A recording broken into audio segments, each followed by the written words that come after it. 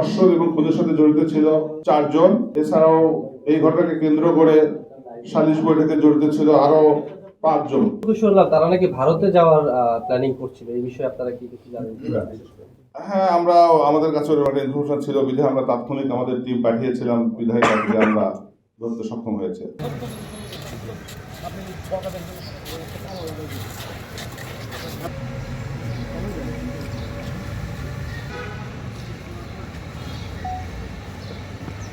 আপনারা ইতিমধ্যে জেনে গেছেন যে এখানে একটি মর্মান্তিক হত্যাকাণ্ডের শিকার হয়েছে ভিকটিম আমেনা বেগম। এরই ধারাবাহিকতায় তার মা ফাহিমা বেগম বাদী হয়ে মাধবদী থানায় এজাহার দাখিল করলে থানা পুলিশ তৎক্ষণাৎ সংবাদপ্রাপ্ত হয়ে ভিকটিমের লাশ উদ্ধারপূর্বক প্রয়োজনীয় আইনগত ব্যবস্থা গ্রহণ করেছে। শ্রদ্ধা তৈরি সহ মৃতের লাশের পোস্টমর্টম সম্পন্ন হয়েছে এবং বিধি মোতাবেক তার পরিবারের কাছে হস্তান্তর করা হলে তাকে দাফন করা হয়। এজাহার প্রাপ্তি সাপেক্ষে এজাহারের নাম ছিল 9 জন আসামি। এর সাথে ধর্ষণ এবং খুনের সাথে জড়িত ছিল 4 জন। এছাড়াও এই ঘটনাকে কেন্দ্র করে সালিশ বৈঠকে জড়িত ছিল আরো 5 জন। টোটাল 9 জন আসামি নাম এজাহারভুক্ত ছিল। তাদের মধ্যে আমরা 4 জন ধর্ষণকারীকেই গ্রেপ্তার করতে নরসিংদী জেলা পুলিশ সক্ষম হয়। পাশাপাশি যারা সালিশ করেছিল তাদের মধ্যে আমরা 3 জনকে ইতিমধ্যে গ্রেপ্তার করেছি। অর্থাৎ ধর্ষণ এবং খুন সহ সালিশ যারা করেছে মোট আসামি ছিল 9 জন। তার মধ্যে আমরা 7 জনকে গ্রেপ্তার করতে সক্ষম হয়েছি।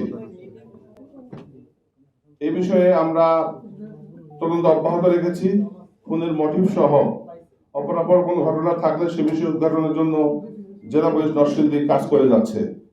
আশা করছি আপনাদের সহায়তায় এই খুনের প্রকৃত রহস্য উদ্ঘাটন সহ আসামিদের আমরা বিজ্ঞ আদালতে সোপর্দ করতে পারবো এবং তাদের দৃষ্টান্তমূলক শাস্তি হবে বলে আমরা বিশ্বাস করি। আপনারা জানেন যে এই সংক্রান্তে 10 ফেব্রুয়ারি 2026 তারিখে ধর্ষণের ঘটনা ঘটেছে বলে আমরা জানতে পেরেছি, এজাহারে উল্লেখ আছে। সে সংক্রান্তে থানা পুলিশকে তার অভিভাবক অথবা এলাকাবাসীর পক্ষ থেকে জানানো হয় নাই, বিধায় পুলিশের নজরে আসে নাই। সালিশ মীমাংসার মাধ্যমে এটা সমাপ্ত করার চেষ্টা করা হয়েছিল। থানা পুলিশ যদি জানতে পারতো তাৎক্ষণিক আইনগত ব্যবস্থা গ্রহণ করলে এই ধরনের ঘটনা হয়তো বা ঘটতো না। আমরা এটা শুনেছি, আমরাও শুনেছি, এটা তদন্তাধীন বিষয়। আমরা তদন্ত বের হয়ে আসবে, যদি এটা কাজ কেউ করে থাকে তাহলে আমরা তার বিরুদ্ধে আইনগত ব্যবস্থা নেব। আমরা মেডিকেল রিপোর্ট পেলে আমরা নিশ্চিত হব যে ধর্ষণ সহ খুন হয়েছে কিনা।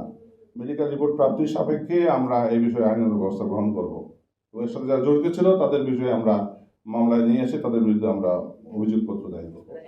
আপাত দৃষ্টিতে আমাদের মনে হয়েছে যে এই 4 জন যে তাদের নাম এজাহার দিয়েছে এদেরকে আমরা সাসপেক্ট হিসাবে ধরেছি। তদন্ত সাপেক্ষে বলা যাবে তারা আসলে হেরাই ছিল না আরো কেউ সাথে ইনভলভ ছিল। মাত্র তো আমরা নিয়ে আসছি গত রাতে, গভীর রাতে আমরা জিজ্ঞাসাবাদ করছি। আমরা তাদেরকে রিমান্ডের প্রেয়ার দেবো।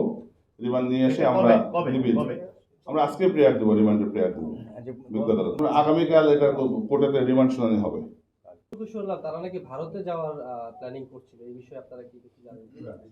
হ্যাঁ, আমরা আমাদের কাছে একটা ইনফরমেশন ছিল বিধায় আমরা তাৎক্ষণিক আমাদের টিম পাঠিয়েছিলাম, বিধায় তাদেরকে আমরা ধরতে সক্ষম হয়েছে।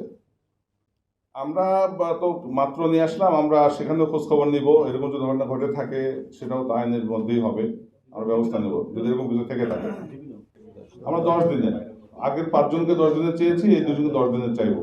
প্রয়োজনে আমরা আবার চাইবো, সমস্যা নেই। আমরা জেলা পুলিশের মাধ্যমে আশ্বস্ত করতে চাই নরসিংদীবাসীকে যে অপরাধী যেই হোক তাকে আমরা দ্রুততম সময়ে আইনের আওতায় নিয়ে আসবো এবং তাদের শাস্তি নিশ্চিত করব।